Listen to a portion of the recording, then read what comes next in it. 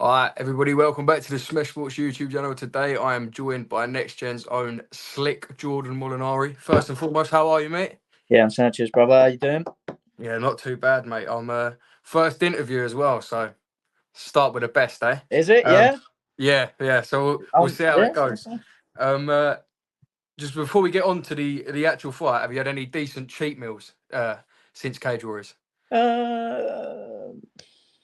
Been out to eat a couple of places, to be fair, but I don't really have to be strict with my diet, to be honest. Yeah, well, I had a little KFC last night. Me and them. Pole Petter is always a post-fight scran. Yeah, I've been everywhere, mate. To be fair, yeah. The Chinese the night of the fight was fucking naughty. I put it up on my story. I don't know if you see it. That was heavy. Yeah, good. Before we talk about the fight again, since signing for Cage Warriors, how has that impacted you as a person, and has it impacted your training at all? Is there any more like push in the training, or is it pretty similar? Obviously, like my first proper session back was this morning, and I've found like a new drive. I was thinking about it earlier. Well, I've been thinking about it all week, to be honest, mate. Like my goal when I first started training was fighting Cage Warriors, and now I've done that. It's like, and I'm still in my prime. I'm still healthy. I've not got many miles on the clock. It's like, well, I've got to push the goalposts now. Like, what's the new limit? Where do I want to go? So anything I do now is above and beyond what I originally set out to achieve. So keep going and see where the ceiling stops. Onto the fight. How do you think you performed in your recent Cage Warriors fight? Yeah, not too bad.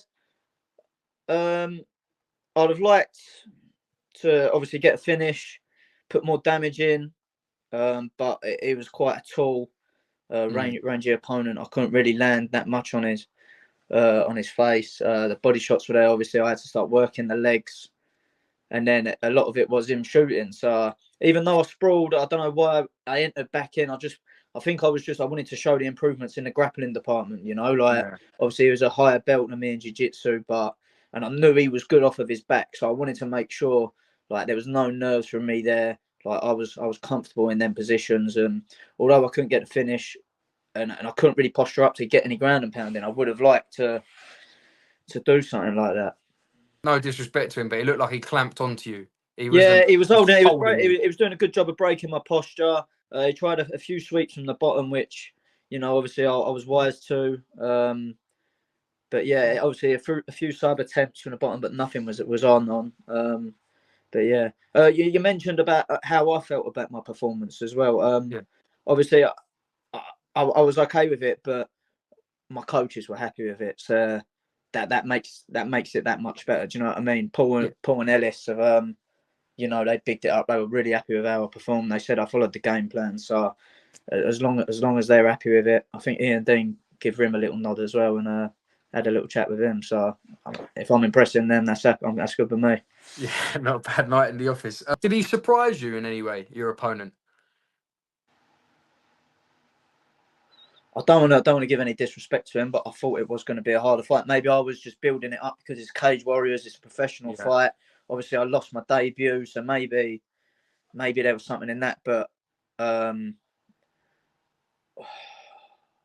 when I expect more of a fight. It just weren't really much of a fight. Do you know what I mean? Obviously, there's a lot of grappling involved, and that's why I said I wish when I did sprawl on his shots, I just should have just said get back up. Do you know what I mean? I want to try and get that highlight finish. I want the exciting fight, so I want their moments. So that's definitely what I'll be looking to do on the next one. My next question was, did you have to switch up your game plan? But it seems like you managed to stick to it throughout. Yeah, game plan obviously is just a lot of movement, keep the lead hand busy. We knew he was going to shoot. The first one, it was a very good shot. The first one, it looked like I pulled for a guillotine, but he just he turned the corner really quick, took my legs out from under me, and then I had to work to get up with protecting my back as well, without exposing my back too much. There was a point there he nearly got on my back, but I got back up and then reversed it. It's a few errors and mistakes I made on the ground that just maybe more in the moment. In the gym I won't make them, but it's different when you're in there. So you can't lose concentration for a second. There's a few things I noticed from watching it back, I'm like, why the fuck am I doing that? Like, I don't do that. Stupid. Like, something just tells you, like, do this, do it. Like, I don't know, but yeah, nothing major, but just a few. It's always good to see a few things to work on. Where did the nickname Slick come from? My old coach, Mick Hall, gave it to me from Combat Sports Academy. It's when I first started. It was my footwork and my movement was very much like Dominic Cruz, TJ Dillashaw. Yeah.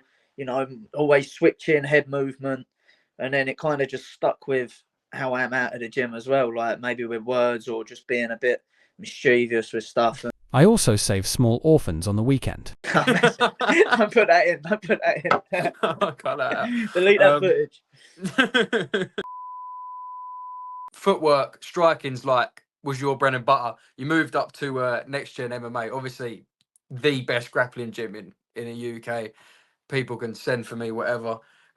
What is your favourite thing about training in a gym like Next Gen?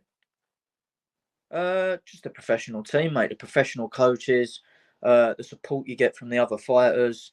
You know,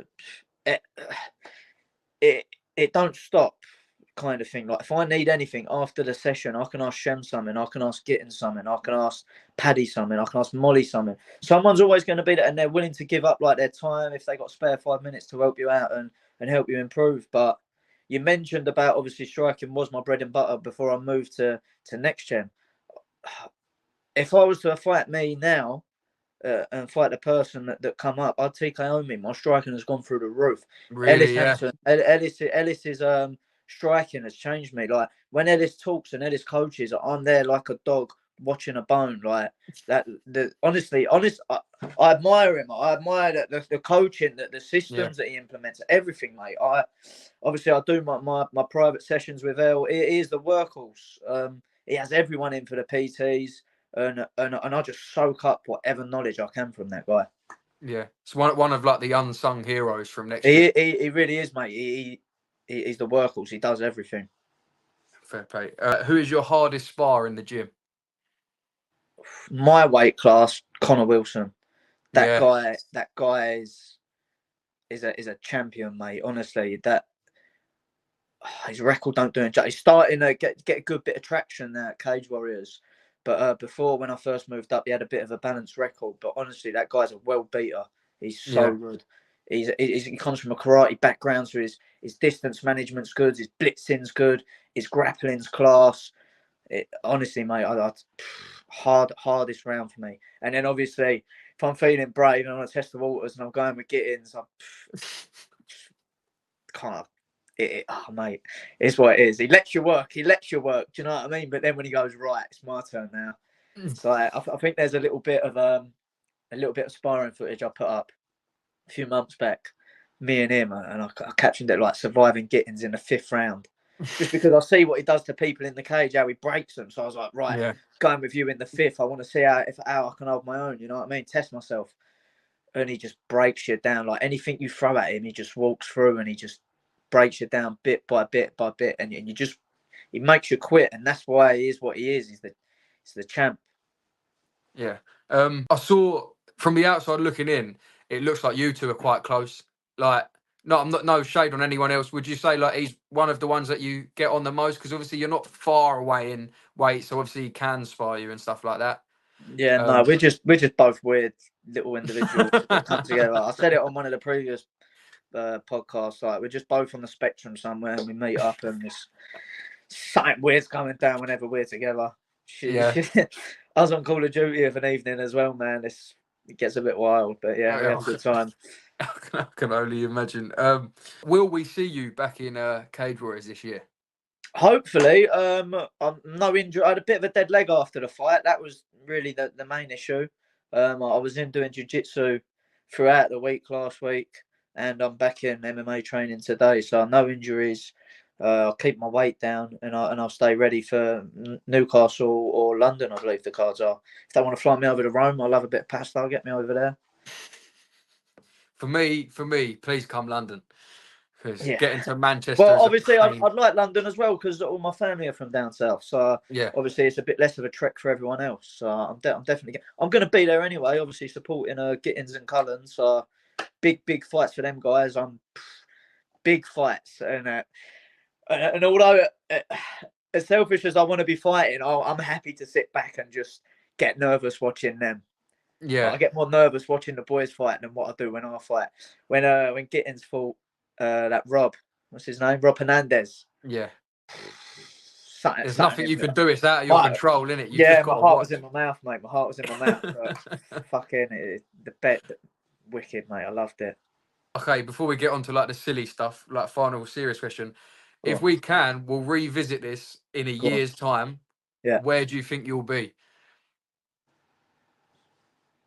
Well, I don't think I'm getting to the UF in a year unless something mad happens and I start coming out with all spinning shit and doing some mad getting some mad knockouts. So, yeah, I don't think I'll be at the UF within the year, but that is now the new goal, obviously. I've had my Cage Warriors debut. I won that. So just keep on cracking down, working at Cage Warriors, impressing Ian Dean, impressing all of the guys there, and just keep training with the team, keep leveling up. It's the best place to be. It really is. I'm not even just saying like in the UK, in Europe, and potentially the world. Mate, it's wicked to hear you talk like this. Obviously, I caught your interview with Kieran, Combat Wizard, a while ago, and I just felt, I don't know, looking at the outside in, I felt you were confident, but I felt that there was something in the back of your head. I don't know what it was, but yeah. Maybe it was I thought I was ready. Honestly, I did. I'm a bit gutted, to be fair.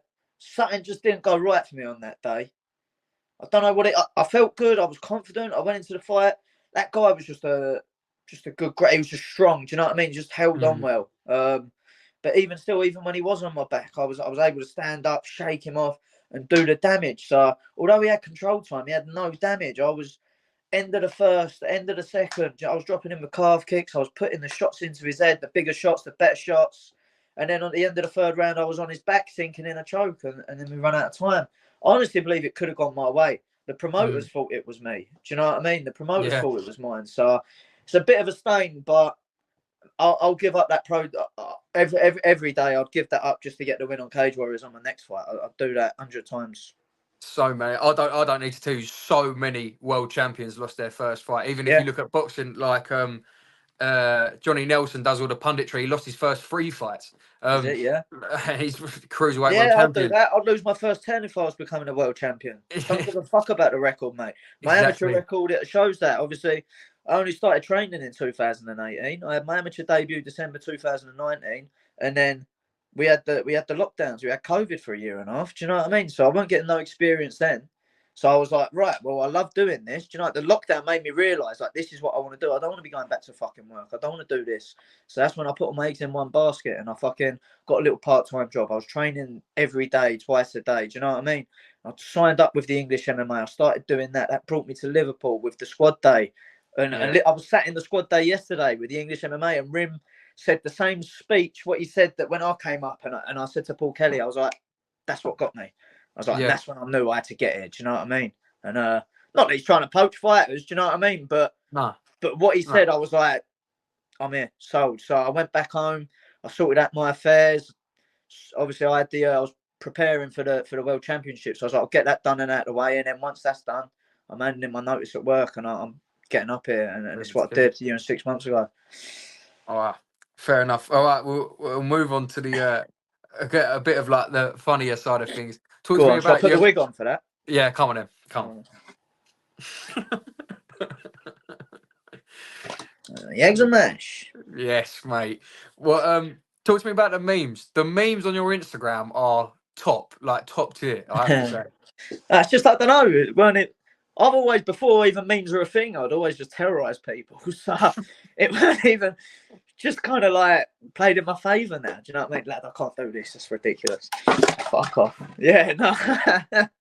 No, honestly, it's, I'd always just terrorise people, like terrorise pals back in the day before memes were even a thing. So now it's just like, you can just get away with bullying people and calling it a meme, can't you? Fair enough. Is the, and also the media side of things. Yeah. Always see you with a camera. Is that like a second passion, or is that just something to fill your time up? It's just something I started doing when I came up here. I was interested in doing it when I was back home. obviously I'd take pictures after I'd fight and stuff like that, and I'd have a week off or whatever. I'd always have my phone out taking pictures. I like to edit in videos as well, so I got a lot of experience, but it was all on the phone. And then before I moved up here, I bought a camera, but I wasn't really getting the time in. Obviously, I was preparing for the IMS, and then when I did, I spoke to Rim, and I said, can I start a Patreon and get people to subscribe to that? Obviously, to earn some money while I'm up here. And he said, yeah, it was sound. And now in the evening, I take pictures of some of the classes. Fighters want any promo doing, want any videos, want me to record their pad session, like do whatever.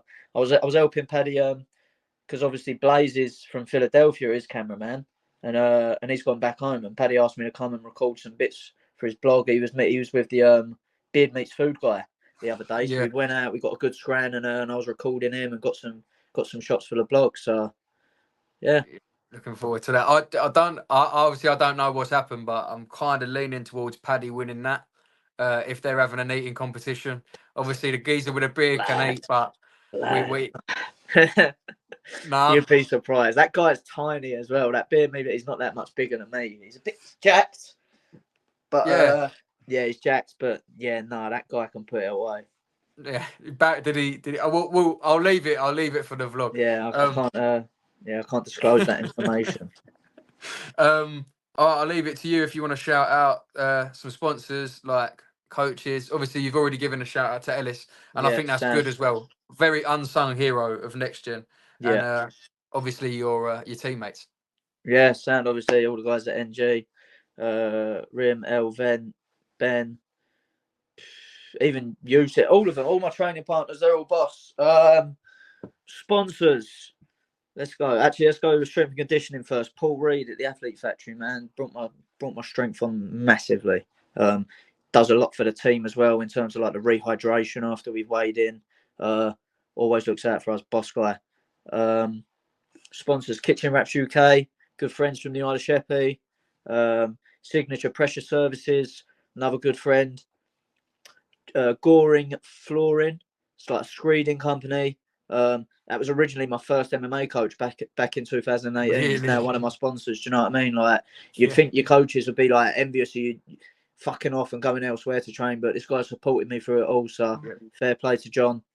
Right, yeah. Shout out Macro Chef. Helps me out with my nutrition. Professional sports physio and Simon Squires, obviously for physio, help keep me running well, keep me well oiled. And Flux Activewear for the training gear and the walkout shirts. Perfect. All right, thanks a lot for coming on, mate. Nice one. Cheers for having me, mate. I'll try and get to the next one, mate. Please come London. Like, make it easier for everyone. Yeah, as I said, I'm going to be ready for either. Just if there's a pull-out, or obviously I think Fran and Connor are aiming to be fighting on them dates as well. So obviously I just thought so they got first refusal there. So yeah, if anything happens, I'm ready to go. Get another one in before Christmas. Perfect. All right. Thanks for coming on, mate. Catch you later. Cheers, mate.